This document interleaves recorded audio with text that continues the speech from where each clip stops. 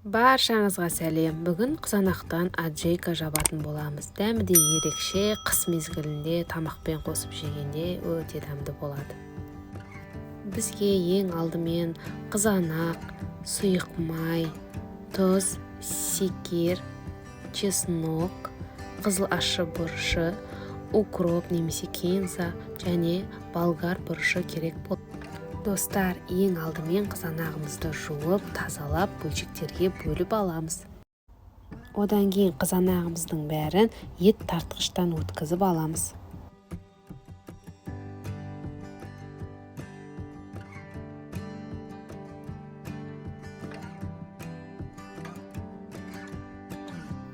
Өткізген қызанағымызды пісіретін ыдысымызға құйып, оны газге қоямыз. Одан кейін сұйық майымызды құйып, газымыздың астын қаттырақ шығарып қайнатамыз.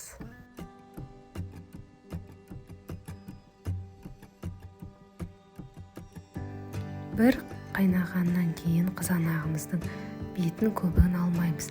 Дәл осылай араластырып, астын жайлатып 1 сағатқа қоямыз. Келесі болгар бұрышымызды ашып, жуып, тазалап, ет тартқыштан өткізіп аламыз.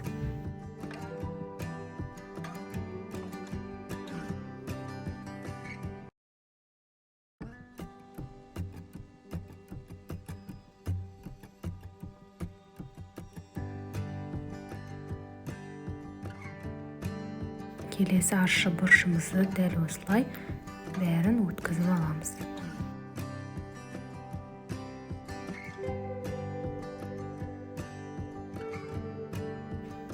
Одан кейін чесногымызды да дәл осылай ет тартқыштан өткізіп аламыз.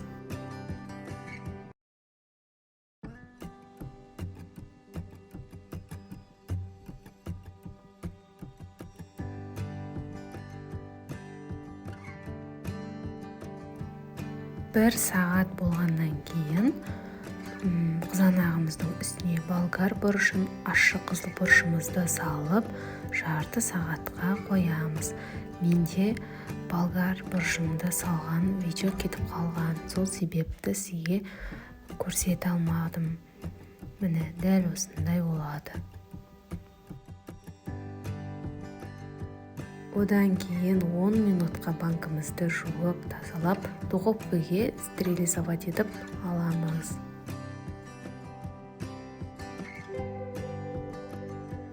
Жарты сағат өткесін чесногымызды салып, тұзымызды, қантымызды салып, одан кейін укробымызды салып, 5 минутқа астын жай қойып қайнатып аламыз. Дәміне қарай саласыз, дәмін қарауға болады.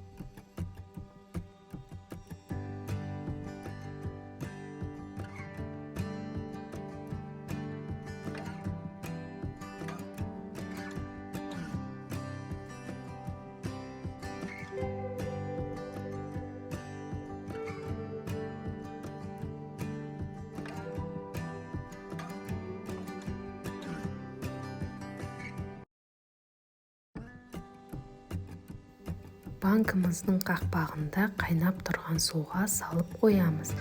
Одан кейін банкымызға құйып жабамыз ысылай.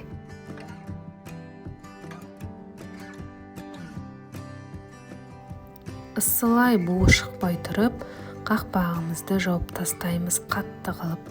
Жапқан банкымызды 2-3 күнге төңкеріп қоямыз. Бетін жауып.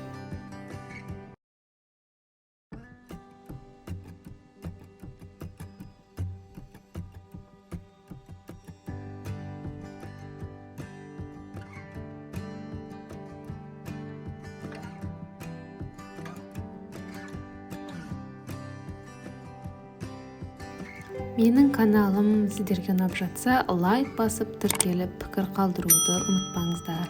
Келесіде тағы да әртүрлі рецепттермен бөлісетін боламын.